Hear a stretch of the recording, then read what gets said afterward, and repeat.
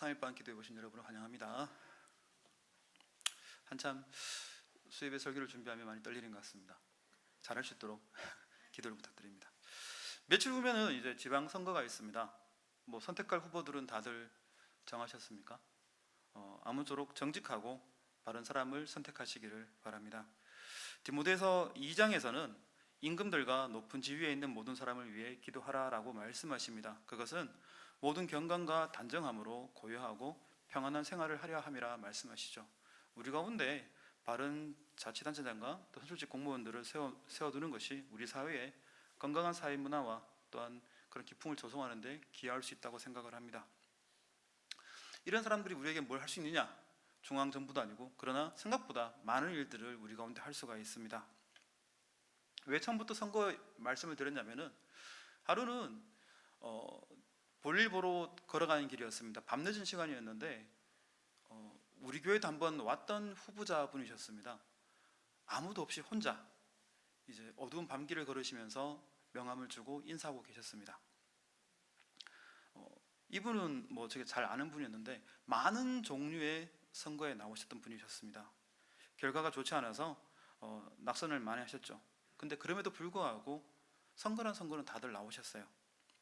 선거철마다 인사하시면서 다니시는 모습을 보면은 무엇이 저분을 저렇게까지 움직이게 하는가라는 생각이 들었습니다. 얼굴은 다 타셨고 구두는 다 달았고 그리고 걷고 또 걸으시면서 인사를 하고 다니십니다. 권력이나 명예에 대한 그런 갈망들이 저렇게까지 간절하게 사람을 움직이게 하는구나 라는 생각이 들어서 안타까운 마음이 들 때도 많았습니다. 어쩌면 이제 과거에 하셨던 그런 이력 때문에 더욱더 그런 간절한 마음이 있는지도 모르겠습니다. 짧은 순간이었지만 그 삶 가운데 평안이 있기를 기도했던 것 같습니다. 오늘 읽으셨던 본문에도 세상 가운데 크다고 인정받기를 원하는 사람들이 있었습니다. 그건 누구였냐면 바로 예수님의 제자들이었습니다.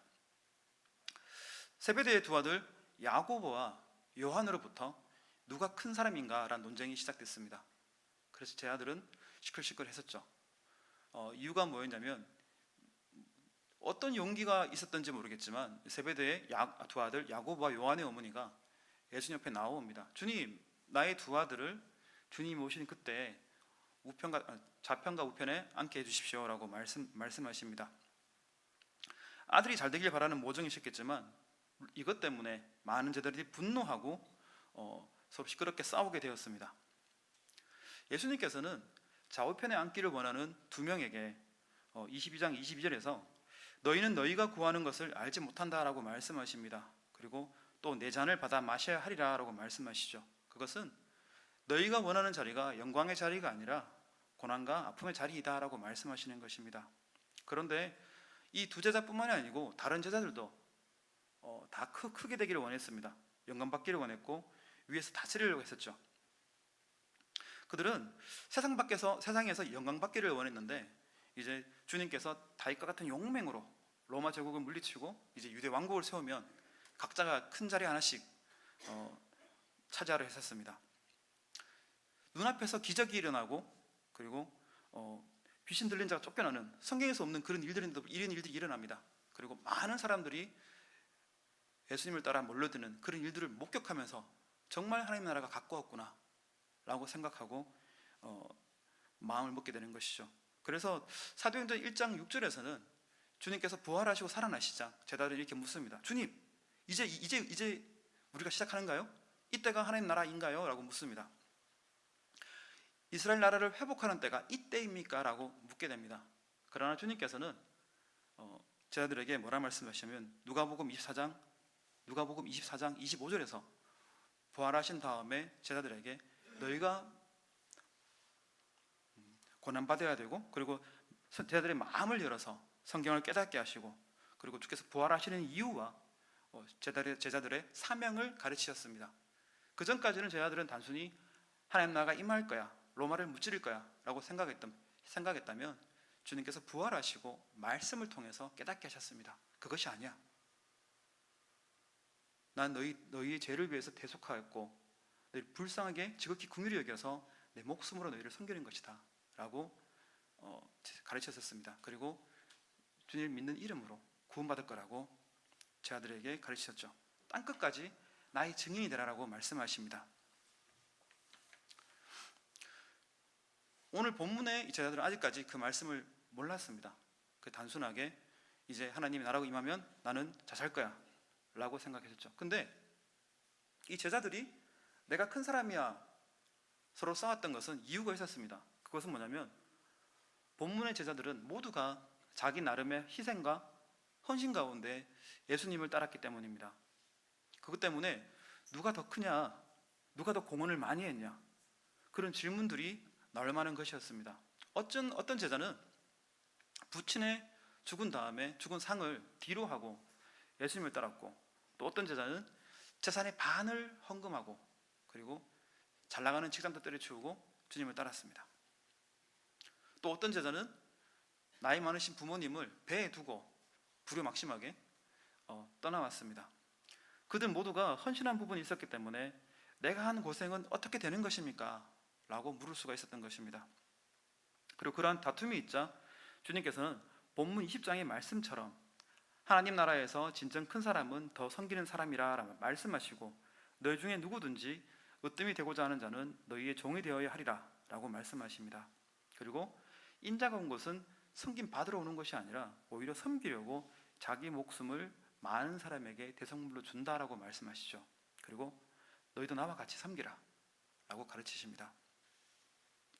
제자들이 누가 큰지라고 싸우고 다투는 것은 결국엔 아까 말씀드린 것처럼 누가 더 공로가 크냐, 그리고 누가 더 대우를 많이 받을 가치가 있느냐 라고 하는 문제였습니다.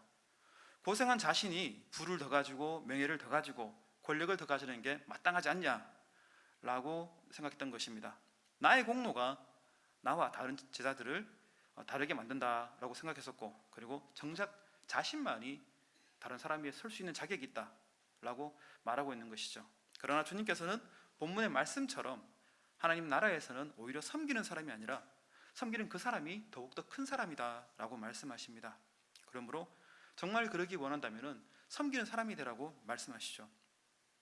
이와 비슷하게 요한복음 13장 13절 이하에서도 예수님께서는 세족식을 하시면서 이렇게 말씀하십니다. 내가 너희 가운데 선생으로 그리고 주라 부르지 않냐, 이런 내가 너희 가운데 너희 발을 씻겨주고 있다. 너희 또한 마땅히 서로의 발을 씻겨주는 게 합당하다 라고 말씀하십니다. 동일하게 내가 너희를 섬긴 것처럼 너희는 서로를 섬겨라 라고 말씀하시죠. 그런데 이 섬긴다는 것은 어떤 의미일까요? 이 말씀을 여러분과 나누고 싶었습니다. 때로 섬긴다고 할 것 같으면 우리의 물질적인 것으로 그리고 시간으로 다른 어떤 노력으로 섬기는 것이라고 생각할 수 있습니다. 물론 그것도 마찬가지로 섬기는 것입니다. 그러나 물리적인 어떤 것만으로 섬기는 것이 전부는 아닐 것입니다. 예수님께서 제자들에게 서로 섬기라고 말씀하신 것은 서로의 필요를 채워주는 것을 넘어 서로에게 위로가 되라고 말씀하십니다. 이것은 무엇이냐면 내가 너희 가운데 나를 대속물로 준다고 말씀하십니다. 그것을 섬긴다고 말씀하십니다. 근데 주님께서는 왜 우리 가운데 대속물로 주시는 것인가요? 죽어야 우리를 불쌍하게 여기시기 때문입니다. 우리는 어떻게 사는지도 모르고 우리 죄도 모르고 그냥 막 살아갑니다. 그래서 지극히 불쌍히 여기심으로 주님께서 오셔서 대신 죽으시는 것입니다. 긍휼히 여기심, 불쌍히 여기시는 것이죠. 마찬가지로 너희 또한 너희를 긍휼히 여기라, 불쌍히 여겨야 된다고 말씀하시는 것입니다. 제자들에게 말씀하신 건 그것입니다. 너희가 이 길을 가면서 주님이 겪으신 고통처럼 주님께서는 이 땅에 살아가시면서 천한 말구에서 태어나셨고, 그리고 죽으실 때는 오단 없이 십자가에서 못 박혀 죽으셨습니다. 사람의 모든 고난을 겪으셨고 모든 아픔 가운데 살아가십니다. 사랑하는 제자가부터 배신을 받았고 많은 사람들로부터 나사렛 이단이라고 모욕받는 그런 환경 가운데 살아가셨습니다. 이 많은 고난 가운데 이제 성경은 말씀하십니다. 주께서 받으신 많은 고난으로 우리를 이해할 수 있다고 말씀하십니다. 그것처럼 주님께서 경험한 많은 고통으로부터 우리를 긍휼히 여기십니다. 마찬가지로 우리 또한 살아가면서 고난을 겪고 어려운 가운데 살아가기 때문입니다. 그래서 주님께서 제자들에게 하신 말씀은 이것입니다. 너희 또한 너희가 살아가는 생활 가운데 사람들부터 외면받고 핍박받고 어려움 당할 때 그 심한 경험한 그것으로 너희 이웃과 형제를 섬기라라고 말씀하는 것입니다. 한 가지 본문을 더 볼 게 있는데 마태복음 20장 1절부터 16절까지입니다. 원래 본문에 이것이 포함되어 있었는데 너무 길어서 이 부분 방금 말씀 25절부터 28절까지만 본문으로 삼았습니다. 마태복음 20장 1절부터 16절까지는 포도원의 품꾼 비유로 되게 유명한 구절입니다. 포도원 주인은 인력시장에 나가가지고 밭에 일할 사람을 구합니다. 그것은 제3시에도 나가셨고 제6시에 제9시에도 나갔고 그리고 마지막으로 제11시에도 나가셨습니다. 그래서 인력시장 한가운데 놀고 있는 사람들을 데려옵니다. 왜 놀고 있냐, 일해라, 그죠? 데려옵니다. 게다가 제11시에 마지막에 나가셔서는 그때까지 일하지 않는 사람들에게는 뼈를 때리는 말씀을 합니다. 어찌하여 정을토록 서서 놀고 있느냐 라고 얘기합니다. 도대체 너희는 뭔데 이렇게까지 놀고 있노? 이렇게 말씀하는 거죠. 근데 사실 주님께서 하셨던 말씀과 달리 이 사람들은 놀고 싶어서 놀았던 게 아닙니다. 다른 방법이 없기 때문이죠. 아무도 자신들을 불러주지 않고 결국 하루를 굶게 되어서 끝까지 누군가 날 기다려주겠지, 그런 간절한 마음으로 거기서 서성이고 있었습니다. 혹시라도 누가 자기를 데려갈지, 그 간절함에 결국 응답받아서 포도원 주인이 그들을 불쌍히 여김으로 데려가는 것입니다. 문제는 이들의 임금을 정산할 때 발생했습니다. 어떤 사람은 더 많이 고생했음에도 늦게 온 이 사람들과 차이 없이 임금을 받게 되는 것이죠. 어쩌면 이것이 지극히 불합리한 것일 수 있습니다.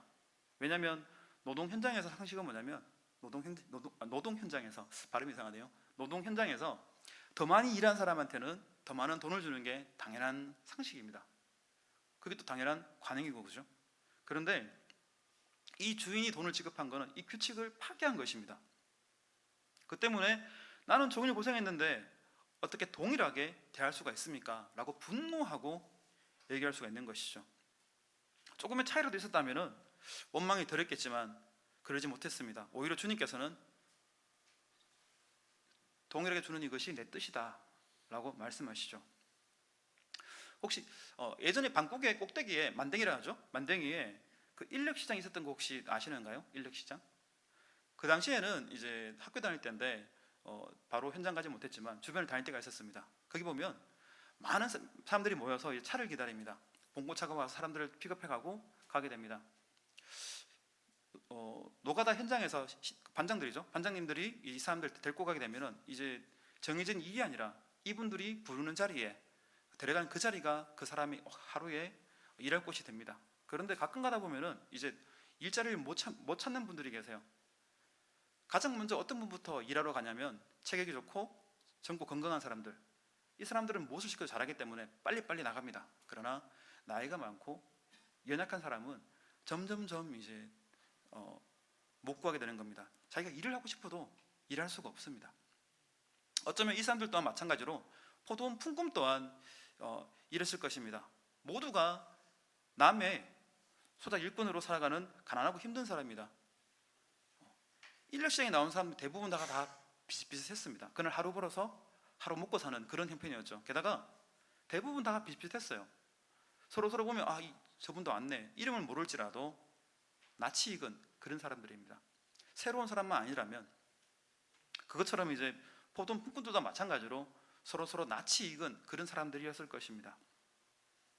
이들 또한 힘이 없고 또 일 잘 못할 것 같은 사람은 결국 택함을 못 받고 방치되는 거죠. 그러나 마음 착한 포도밭 주인은 여러 번 이 장소에 나아가서 사람들을 데려옴으로써 놀라운 이제 사회 사업을 했습니다. 그 사람들의 필요를 알고 더 채워서 준 것입니다. 그렇지만 이것이 아까 말씀드린 것처럼 이제 사람들의 분노를 일으키게 된 것입니다. 부당한 처사라 생각했습니다. 그런데 사실 이렇게 동일하게 임금 주는 부당한 처사가 이 처사 때문에 이 사람들은 그날 하루 일을 할 수 없었음에도 불구하고 이 주인의 긍휼히 여김으로 이 자리에 와서 일을 하게 됐고, 그리고 좀 더 나은 조건으로 돈을 받게 됐습니다. 그들은 그것도 기억하지 못하고 오히려 늦게 온 그 사람만 탓하고 이제 주는 주인만 원망하게 되는 것이죠. 결국 주님께서 하신 이 일화를 통해 예수님께서 하신 말씀은 뭐냐면, 너희가 주인을 통해 긍휼히 여김을 받은 것처럼 너희 또한 너희 친구들을 이해해야 되지 않냐라고 말을 합니다. 이 포도 풋꽃들은 동일한 환경에 있었습니다. 서로의 아픔을 알고 저 집이 누구다 하면서 그죠? 아는 그런 사람들이었습니다. 결국 하루 보러 하루 먹는 그런 환경에서 내가 일을 하고 이 사람 일을 못하면 결국 하루를 굶는 그런 상황을 다 아는 상황이었습니다. 그런데 만약 이 사람이 이제 주인으로부터 일감을 못 구하고 일을 못하게 되면 결국 집에 갈 때는 돈 없이 슬픈 마음으로 애통하며 돌아갔어야 했습니다. 왜냐하면 돈이 없으니까 그날 하루 벌어 먹고 사는데 결국 그 사람이 못 벌어오는 돈 때문에 가족이 굶고 안타까운 환경에 처하는 것입니다. 만약에 먼저 일했던 이 사람들이 자기가 아는 아픔처럼, 왜냐하면 그들 또한 마찬가지로 언젠가는 한 번쯤은 선택 못 받고 방치된 경험이 있었을 겁니다. 아픈 그 마음이 있었을 거라고요. 그 마음에도 불구하고 이 사람들을 이해하지 못하고 이제 탓하고 주인을 원망한 것입니다. 그러나 주님 하신 말씀은 뭐냐면, 너희의 긍휼히 여기는 그 마음으로, 너희 상한 그 심령으로 이들을 돌아보라 말씀하십니다. 그것은 뭐냐면, 주인에게 나는 왜 적게 줘요? 라고 말을 하는 것이 아니라 이 사람의 심정, 이제 밤늦은 시간 가운데 아무 사기를 찾지 아니하고 점점점 어두워져 가고 있고 이제 날은 어두워져 갑니다. 집에서는 자기를 위한 식구들이 있는데도 불구하고 소득 없이 돌아갈 때 마음이 얼마나 안타깝겠습니까? 그런 마음들을 알았다면 먼저 일한 이 사람들은 뭐냐면 주인에게, 주인님 왜 내게 돈을 적게 주세요? 라고 하는 것이 아니라 오히려 고마워했을 겁니다. 그것은 뭐냐면 이 사람은 주인을 못 만났으면 하루를 굶었고 그 가족이 굶었을 겁니다. 그러나 이 주인이 선한 마음으로 늦은 시간에 데려와서 일을 시키고 강제로 돈을 줌으로 이 사람을 살게 했습니다. 모든 사람들은 가난해서 이 사람 도울 수 없었지만 그러나 선한 주인이, 포도밭 주인이 이 사람을 살렸고 도왔던 것입니다. 그것을 안다면은 주인이시여 왜 우리는 돈을 적게 줍니까? 억울합니다 하는 것이 아니라 너무 고맙습니다. 내 친구 저 사람은 정말 가난한 사람인데 도와주셔갖고 정말 이런 어려운 형편 가운데 하루를 먹고 살게 되었습니다 라고 말을 했을 것입니다. 주님께서 우리를 불쌍히 여기셔서 당신의 목숨까지 우리를 내어놓으신 것은 이처럼 우리를 불쌍히 여기셨기 때문입니다. 주님께서 이 일화를 통해서 제자들에게 말씀하십니다. 혹시 이 일화들이 무엇과 닮았는지 혹시 떠올려 보시는가요? 뭐냐면 포도원에서 일꾼들이 서로 내가 더 일 많이 했니? 일 적게 했니? 서로 얘기를 하고 논쟁을 합니다. 꼭 이것은 누가 닮았냐면 제자들과 닮았습니다. 제자들은 내가 주님 만나서 내가 더 열심히 헌신했습니다. 더 공로에 쌓았습니다. 내가 더 큰 자격이 있어요 라고 얘기를 합니다. 마찬가지 포도원 일꾼 또한 마찬가지로 내가 더 일찍 왔어요 라고 서로 얘기를 하는 것이죠. 지금 이 비유를 통해서 주님께서 제자들에게 어떤 마음을 품어야 하는지를 말씀하십니다. 그 말씀은 뭐냐면 내가 너희를 긍휼히 여긴 것처럼 너희 또한 너희를 긍휼히 여기라고 말씀하십니다.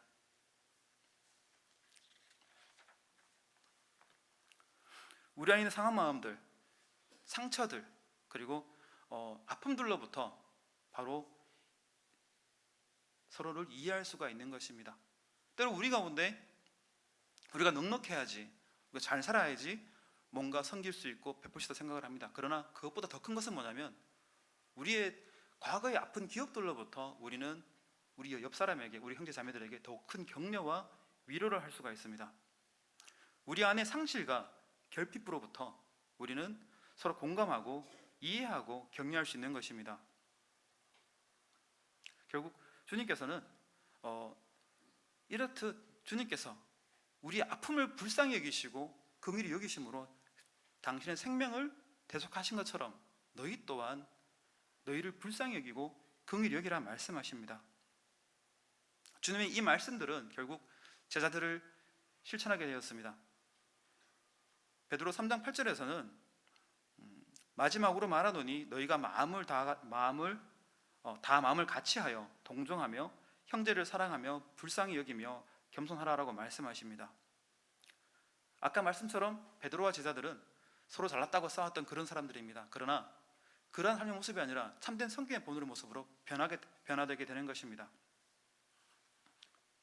주님의 섬기라는 이 말씀은 뭐냐면 결국 우리 남는 것들을 섬기라, 그것이 아니라 우리 속에 있는 아픔들로, 상한 마음들로 배려하고 공감하고 이해하라고 말씀하시는 것입니다. 그것이 오히려 서로도 굳건히 세우고 낫게 합니다. 또한 본문의 제자들이 바랬던 것은 뭐냐면 세상적인 보상이었습니다. 헌신하고 고생했으면 그에 합당한 보상이 있어야 하지 않냐라는 하는 것입니다. 예전에 어떤 교회에서 이제 청년부 잠깐 활동을 했을 때 한 가지 질문을 한 적이 있었습니다. 무엇이었냐면 길 가다 보면 가난한 사람이 있는데 이 사람에게 내가 적선을 하는 게, 구제를 하는 게 이게 제가 복이 됩니까? 라고 물었습니다. 배경은 뭐였냐면 이 사람이 불쌍해서가 아니라, 이 사람이 참 안타까워서가 아니라 내가 이렇게 구제하는 것을 하나님이 좋게 보니까, 그걸 내게 복 주시니까 그 복을 바라고 사람과 상관없이 이 사람에게 구제하는 것이 좋은 일인가? 라고 물었었습니다. 그 질문을 들었던 청년부 리더는 제게 이런 말을 했었습니다. 그러니까 저보다 더 많이 좋은 일을 한 일화를 설명하면서 제게 돌려서 너는 스스로 금칠하느냐? 라고 말을 했었습니다. 마치 내 스스로 나는 가난한 사람을 많이 돕고 있다, 그걸 통해서 이 친구는 가난한 사람을 많이 돕고 있네 라는 칭찬들을 하느냐라고 말씀하는 것이었죠. 그 말씀을 듣고 전 굉장히 얼굴이 부끄러워졌어요. 뜨거워졌고. 근데 그럼에도 불구하고 아니다라고 말은 못했습니다. 그게 사실이었으니까. 어느 정도는 제 스스로도 어쩌면 의롭게 보이기 위해서 그런 말을 던진 것도 있다라는 생각이 들었습니다. 젊을 때 저는 어쩌면 약간 바리새인처럼 그런 외식하는 시간도 있었지 않나 생각이 듭니다. 사람들은 누군가 보지 않더라도, 그죠? 의도하지 않더라도 무언가의 대가를 원합니다. 그리고 어떻게 해서든 알아주기를 원하는 마음이 있을 수도 있습니다.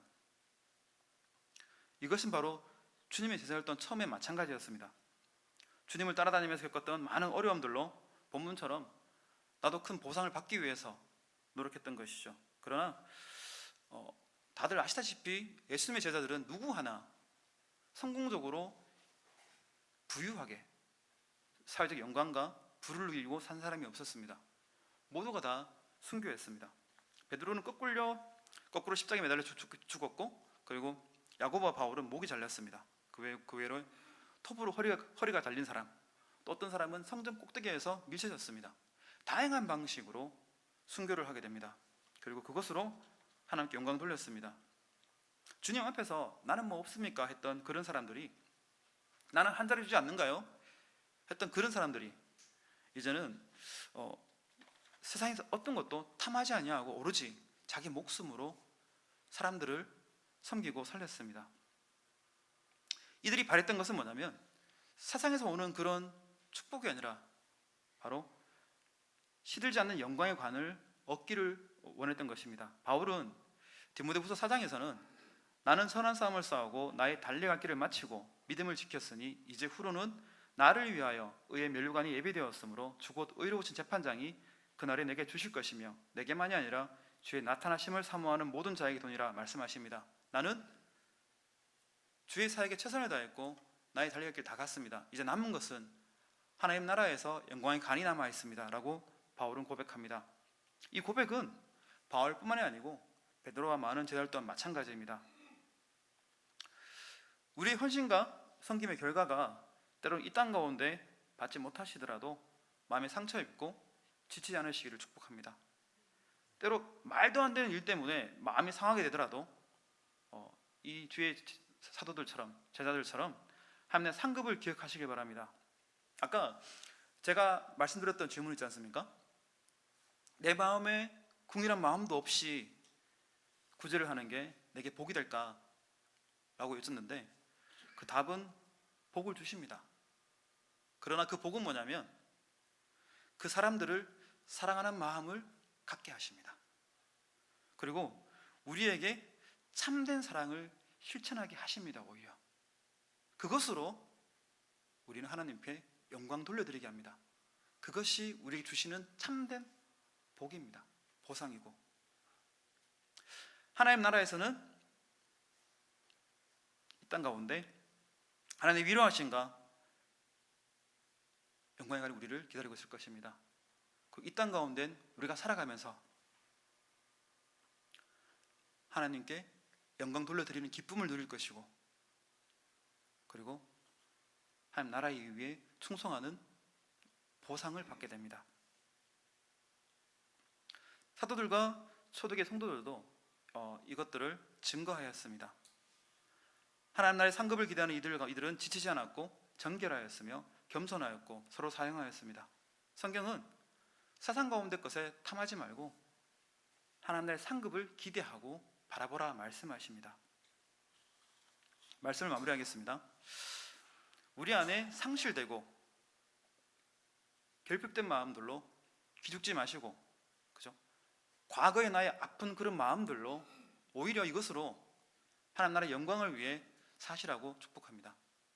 우리 옆에 있는 사람들, 부모를 잃고 또는 직장을 잃고 질병을 앓고 그리고 가족 가운데 불화가 있고 많은 어려움을 겪는 사람들이 너무나 많습니다. 어쩌면 내가 넘어온 그런 길들을 겪고 오는 분들한테는 나의 경험들이 더 큰 희망이 되고 격려가 될 수가 있습니다.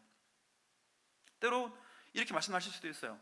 고통 가운데 있는 사람끼리 모여서 도대체 무슨 도움이 됩니까? 서로 자기끼리 그냥 서로 위로하는 것도 아니고 라고 말씀하실 수 있습니다. 그러나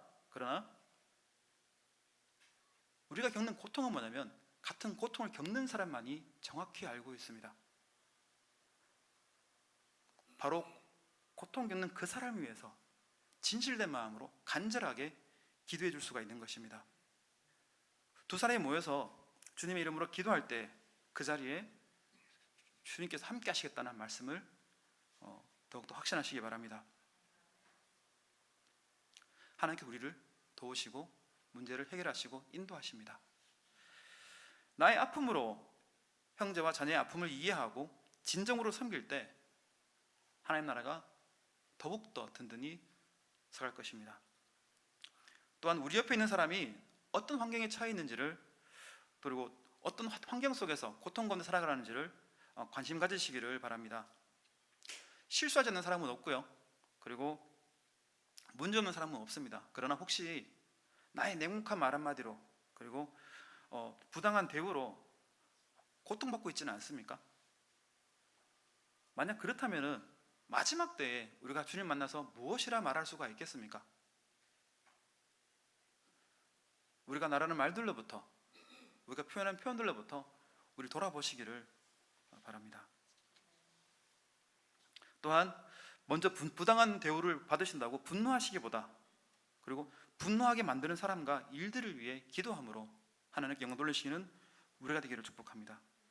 이해할 수 없는 일들 가운데 내가 상처 있고 마음에 분노가 쌓여서 고통스럽다면 사랑하는 여러분, 그 일을 하시는 하나님께서 가만히 계시지 않으실 것입니다. 그 하나님께서는 죽은 하나님이 아니고 살아계신 하나님이십니다. 세상 가운데 그리고 나 이 원통함이 보상받고 내 헌신이 보상받기를 원하기보다 하나님께 주실 보상을 기대하시길 바랍니다. 세상 것은 잠시 잠깐이면 사라지고 없습니다. 그러나 하나님께 주실 영적인 선물과 또 하나님 나라의 상급은 우리를 더욱 거룩하게 살아가게 하시고 하나님 나라의 구원받는 백성으로 살게 하십니다. 요한복음 13장 34절과 35절입니다. 혹 괜찮으시면 함께 찾으시면 좋겠습니다. 구절을 못 찾아갖고, 그러니까 못 말씀드려서 모니터로 나오지 않습니다. 13장 34절입니다. 그리고 35절입니다. 다 찾으셨으면 함께 읽으시겠습니다. 시작. 새 계명을 너희에게 주노니 서로 사랑하라. 내가 너희를 사랑한 것 같이 너희도 서로 사랑하라. 너희가 서로 사랑하면 이로써 모든 사람이 너희가 내 제자인 줄 알리라. 아멘. 주님께서 먼저 사랑하신 것은 우리를 지극히 긍휼히 여기심 때문입니다. 주님께서 우리를 먼저 사랑하신 것은 그 은혜로 우리 가운데 섬기는 본을 보이기 위해 하심입니다. 우리의 서로 사랑함과 서로 격려함과 섬김으로 함께 하나님의 나라를 세워가는 여러분 되시기를 축복합니다. 기도하겠습니다.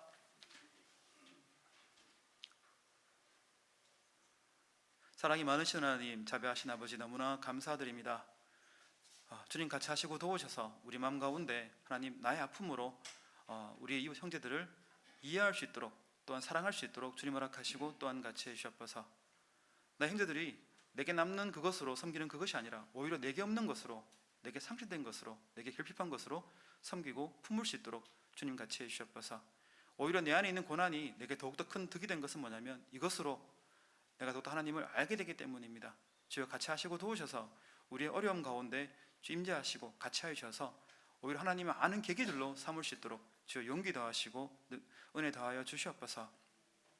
우리가 살아가는 매 순간 가운데 하나님의 은혜를 의지하여 살아가시기를 바라곤 합니다. 감사하며 우리 주 예수 그리스도의 이름으로 기도했습니다. 아멘.